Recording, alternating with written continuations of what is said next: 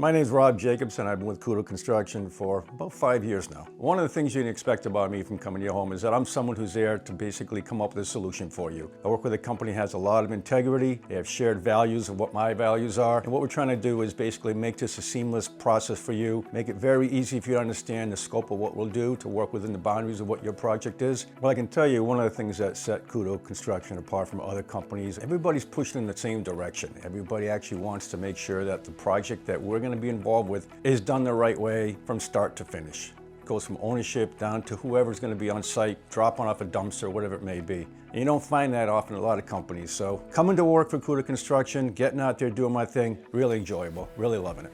So outside of work, what I enjoy doing in my free time, first and foremost, making sure I'm taking care of my own property. I own my house, and there's lots of things, as you guys know, to take care of properties, and that's one of the things I do. However, to get out there and play some golf, maybe go on a boat in the wintertime, do a little bit of skiing, trying to stay active. My name is Rob Jacobson, and I look forward to meeting you soon.